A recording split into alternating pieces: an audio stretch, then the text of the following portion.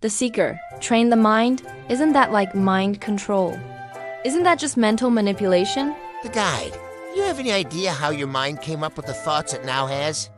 Do you not know that your world has manipulated your mind to think as you do? Wouldn't it be better for you to manipulate your mind than for the world too? Would you not be better off to think the thoughts you want to think than those of others? Are you not better armed with creative thoughts than with reactive thoughts? Yet your mind is filled with reactive thought that springs from the experience of others. Very few of your thoughts spring from self-produced data, much less self-produced preferences. Your own root thought about money is a prime example. Your thought about money it is bad runs directly counter to your experience it's great to have money. So you have to run around and lie to yourself about your experience in order to justify your root thought. You are so rooted in this thought, it never occurs to you that your idea about money may be inaccurate. So now what we are up to is coming up with some self-produced data.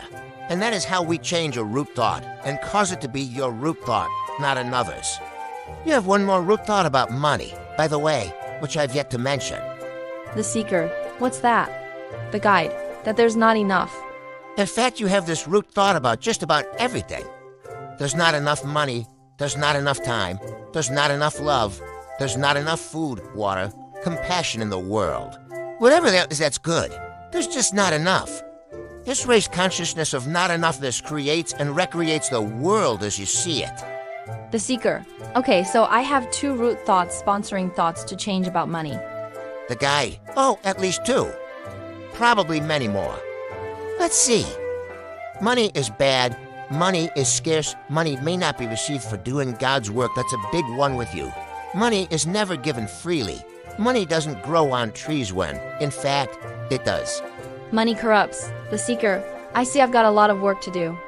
The guide, yes, you do. If you're not happy with your present money situation, on the other hand, it is important to understand that you ray unhappy with your present money situation because you ray unhappy with your present money situation. The seeker, sometimes you're hard to follow. The guide, sometimes you're hard to lead. The seeker, say, listen, you're the God here. Why don't you make it easy to understand? The guide, I have made it easy to understand. The seeker, then why don't you just cause me to understand if that's what you truly want? The guide, I truly want what you truly want, nothing different and nothing more. Don't you see that as my greatest gift to you? If I wanted for you something other than what you want for you, and then went so far as to cause you to have it, where's your free choice? How can you be a creative being if I am dictating what you shall be, do, and have? My joy is in your freedom, not your compliance. The seeker, okay, what did you mean I'm unhappy with my money situation because I'm unhappy with my money situation? The guide, you are what you think you are. It's a vicious circle when the thought is a negative one. You've got to find a way to break out of the circle. So much of your present experience is based on your previous thought. Thought leads to experience, which leads to thought, which leads to experience. This can produce constant joy when the sponsoring thought is joyous. It can, and does, produce continual hell when the sponsoring thought is hellacious. The trick is to change sponsoring thought. I was about to illustrate how to do that. The seeker, go, the guide, thank you. The first thing to do is reverse the thought word deed paradigm. Do you remember the old adage, think before you act? The seeker, yes, the guide, well, forget it. If you want to change a root thought, you have to act before you think. Example, you're walking down the street and come across an old lady begging for quarters. You realize she's a bag lady and is living day to day. You instantly know that as little money as you have, you surely have enough to share with her. Your first impulse is to give her some change.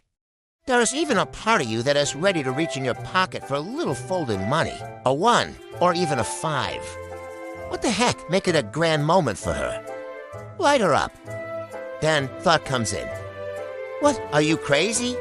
We've only got $7 to get us through the day. You want to give her a 5?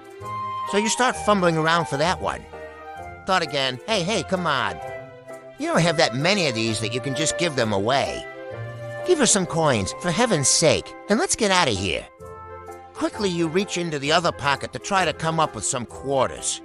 Your fingers feel only nickels and dimes. You're embarrassed. Here you are, fully clothed, fully fed, and you're going to nickel and dime this poor woman who has nothing. You try in vain to find a quarter or two. Oh, there's one. Deep in the fold of your pocket, but by now you've walked past her, smiling wanly. And it's too late to go back. She gets nothing. You get nothing either. Instead of the joy of knowing her abundance and sharing, you now feel as poor as the woman. Why didn't you just give her the paper money? It was your first impute, but your thought got in the way. Next time, decide to act before you think. Give the money, go ahead. You've got it, and there's more where that came from. That's the only thought which separates you from the bag lady. You're clear there's more where that came from, and she doesn't know that. When you want to change your root thought, act in accordance with the new idea you have, but you must act quickly. Or your mind will kill the idea before you know it. I mean that literally. The idea, the new truth, will be dead in you before you've had a chance to know it. So act quickly when the opportunity arises, and if you do this often enough, your mind will soon get the idea. It will be your new thought. The Seeker. Oh, I just got something. Is that what's meant by the New Thought movement? The guide. If not, it should be. New thought is your only chance. It's your only real opportunity to evolve, to grow, to truly become who you really are. Your mind is right now filled with old thoughts. Not only old thoughts, but mostly someone else's old thoughts. It's important now. It's time now to change your mind about some things. This is what evolution is all about.